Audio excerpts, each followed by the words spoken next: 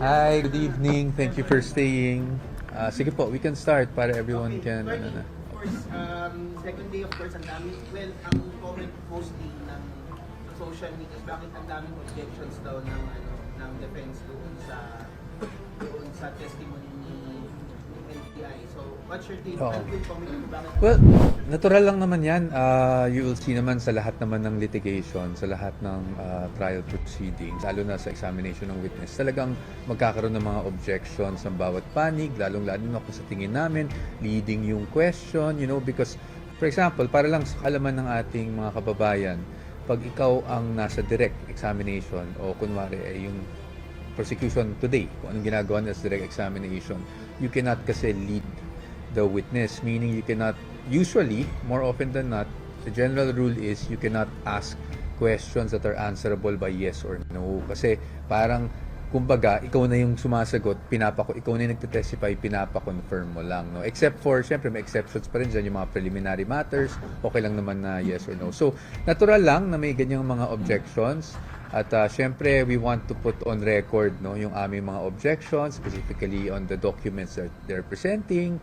So, whether naman, nasa court naman yan, nakita niyo naman kanina, whether the objection is sustained or overruled. Sustained meaning pumapanig sa atin yung korte sa ating objection, or overruled meaning hindi nakakalusot yung objection natin. Okay lang naman po yan, sa amin naman po as long as we put things on record. Sir, pinabanggit ni Congressman Abyong na claim nila yung victory dahil sa dami nga ng mga nag-overruled na mga objection. Well, sa amin naman, I always respect the positions taken even by the opposing counsel and even yung House. No? So, I will not comment on that. Pero pagdating sa defense, we don't really kasi count wins or losses per day. Lalong-lalo na, we're only on our first witness and on the second day. So, I think it's, for the defense lang hindi ko po kinukontra si Congressman Abyong because that's their position. Pero for the defense, hindi namin yan binibilang na win or loss kasi masyado pang maaga para magbilang ng ganyan para sa amin. Sir, ano is comment yung bulod sa school of thought na kasi pwede mo-object na lang daw but formal offer of evidence na kung kasi objections during their examination parang futile attempt to disrupt the comment. The general rule is for documents kasi the objection is made during the formal offer of the documents, but the defense feels it's really important for us to put matters on record, especially because, as you know, during our answer, we have raised issues, kaya meron tayong motion for exclusion on certain documents na we feel kasi should not be considered dahil hindi naman siya naka-attach sa original complaint, while others naman hindi saklaw nung years kung saan impeachable officer ang ating Vice Presidente. So we are just putting matters on record. Attorney, what can you say doon sa manifestations in Senator Risa na pinastart off ng Well, sa akin naman po, the senator judges are entitled to raise their manifestation. So, we leave it up to the presiding officer kung ano po yung tingin niya doon. Sa atin, I think, in fairness to Senator Judge Risa, she also clarified na she wasn't naman provoking any parang closing statement or summation. I think she just really wanted to know what the relevance was of all these video clips. So, I want to be fair and more than that, I don't want to comment any further. Pero what's your reaction with the manifestation naman ni Atty. Roy Nakapulan na they're planning na maging witness si VP Sara for graveness. Though sinabi na kanina ni Senator Gis na hindi daw pwede kasi nakabase sa inyo. Pero posible ba na payagan ng depensa? Well, sa amin, we will comment when the motion is there. I think it's premature right now. Narinig naman natin yung mga pahayag. Narinig din naman natin, that's very clear under the Constitution, yung right against self-incrimination, na pag yung respondent mismo o yung akusado mismo hindi pwedeng i-compel na mag-testify against himself or herself. That's very clear under the Constitution. But of course, there's room to argue here and there. Abangan na lang natin. Siguro once the motion is in fact made by the prosecution, we will definitely submit our position on the matter. Pero Senator, may mga kanina, may mga nag-question ng legality ng pagiging presiding officer ni Senator Jesus Cordero. Wala naman kaming, sa amin, no comment pa muna as of this time. Sabi nga niya, anyone is free, any party may raise that issue at some point, hindi ba? So, tingnan na lang natin. Pero sa amin, hindi pa namin napag-uusapan ng defense yung mga bagay na yan. Kung sakali, but sa totoo lang, para lang hindi ma-mislead yung public sa defense, wala pa kaming pinag-uusapan na ganyan about the presiding officer. Attorney, nabanggit po kanina na nag-walk out ng SP, the presiding officer. Well, first of all, I don't think we have the right to be satisfied or unsatisfied. But yeah, I mean, it was I think for the past 2 days, there has been an orderly conduct of the proceedings. So we submit ourselves to the court. Attorney, merong manifestation ng prosecution kanina to call Yusek Zuleika Lopez and Director Daryl Matiga for next week po yata. Ano, mag-set po ba or bibigay po ba ng sagot ang defense sa manifestation? Well, I think they are asking for the issuance of yung subpoena tusis tecum and ad testificandum. So natanggap naman natin yan. So we will just prepare for that. Attorney, may asking bakit daw dito ginawa yung meeting ko kanina with the Vice President. Oo. Well, as I've mentioned earlier, yung Vice Presidente kasi natin, at least as far as I know her, yan talaga yung character niya. So, ayaw niya may inconvenience kung sino man yung ka-meeting niya. So, even ako nun, she would ask me kung anong time ako pwede, saan ako pwede, saan convenient sa akin. Usually, she's the one who will adjust, no?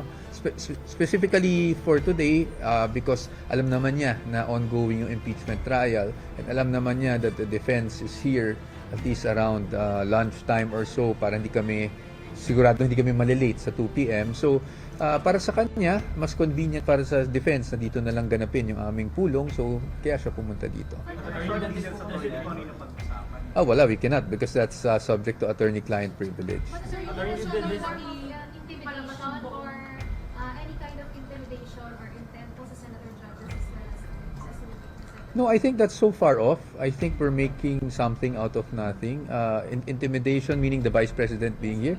No, parang I think we're creating, ma'am, I'm sorry, but I think that's really creating a story out of nothing. No, it was a meeting. I don't think the Vice President coming here would intimidate anyone, hindi ba? Oh. Attorney, kanina po nabanggit na nag-walk out ng President. Hindi po totoo yun. Talaga pong kailangan lang niyang mag-toilet break, no? Kahit naman ako kanina 2 beses ako or 3 beses pa nga yata ako lumabas. So, she was really on her way out. Tapos nung nasabing nag-walk out siya, narinig yata niya, so bumalik siya. Sinabi niya na, no, I'm still here and I just need to go to the toilet. Pero may mga moments po kanina na habang nagsasalita yung prosecutor, parang nag-react daw po yung defense. Ikaw naman po bang nangyayari? Well, yeah, because sometimes, but siyempre, we used to all try to compose ourselves and try to make, not to react so much. But hindi naman, kasi we're a team, di ba? So we all, even if someone's the one that's anchoring for the day, merong nakatayo dun sa podium ba yung tawag dun, no? Para sa atin, or rostrum, kami naman, we're a team. So as you can see, we help each other, we pass notes, ganyan, to help each other out. So, hindi naman, normal lang naman po siya.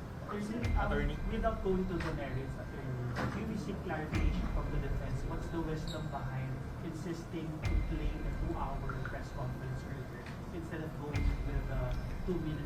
Sige, ang hirap, I really hope I'm not cited in contempt for this. But it's really context. Yan lang naman ang gusto natin. Nasabi na naman kanina siguro yan. So, I can just be factual. It's really context. Kasi ang utterances natin, di ba, if it's taken just certain phrases, sometimes it's taken out of context. So sa amin, what we wanted to show is just context. But beyond that, please don't make me comment any further at baka po ma-cite ako in contempt, no, for violating the rule. Kamusta po si Attorney Carlo Narvaza? Of course, siya yung parang first defense lawyer ng Murapy, Attorney Vic.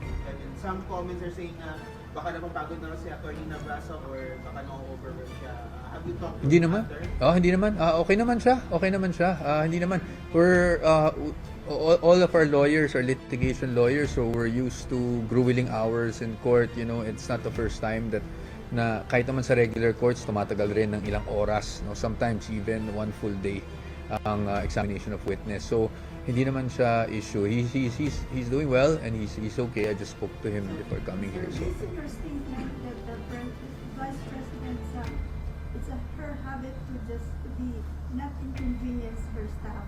Will it be a regular occurrence for her to be visiting the Senate before the session or Wala naman kami napag-usapan na gano'n, na magiging regular yon, no? Because you've known her for quite some time. Mm-mm. So pwedeng mangyayari ulit yun, nabibisita na lang siya. Well, that's always a possibility na bibisita siya, pero wala kami napag-usapan na schedule or anything. Will that affect more or less the effectivity of parang she's already here and yung subpoena, hindi pa yun, in your opinion, will it not affect more or less the decision to subpoena her as a host? I don't know. I think the decision to move for the issuance of a subpoena is up to the prosecution. But that's up to the prosecution, ma'am, and I will not answer for the prosecution. Attorney marching orders po ba sa inyo si VP Sara? Wala naman. But again, I cannot disclose what is discussed between an attorney and or a counsel and our client, no? But sa totoo lang, parati akong tinatanong sa marching orders, if at this point kailangan pa namin ng marching orders, ibig sabihin hindi pa kami handa. At hindi, that's very far from the truth. Matagal na po kaming handa, so there's really no need for any marching orders. Attorney, we have the comment of the defense team doon po sa statement ni Representative Caravi dito na hindi maituturing na bloodbath yung impeachment trial kung proxies lang yung mahaharap, yung mga abogado lang mahaharap. Well, as I always say, that's always, we just respect the position of everyone, including, of course, Congressman Terry Redon. So that may not be our position, but he has all he's well within his rights to say what he feels and thinks. One last attorney, kanina regarding po the short statement ni VP Sara, nag-react po doon si Representative Terry. Ito po yung exact statement niya. Maraming salamat sa iyo pong payag, Madam Vice President. Makakadagdag po ito doon sa batayan kung bakit totoo yung articles of impeachment on threats against the Vice President. Against the President. I don't know what ano yung context ng sabi niya, so it would be unfair for me to comment on Congressman Terry Redon's statement. But I guess the defense is just here. We're focused on our case regardless of the statements made by personalities. Sa amin, no? We just want to insulate ourselves from that and just focus on the case at hand and focus on the proceedings like what is scheduled for tomorrow. Okay po, thank you so much po. Thank you.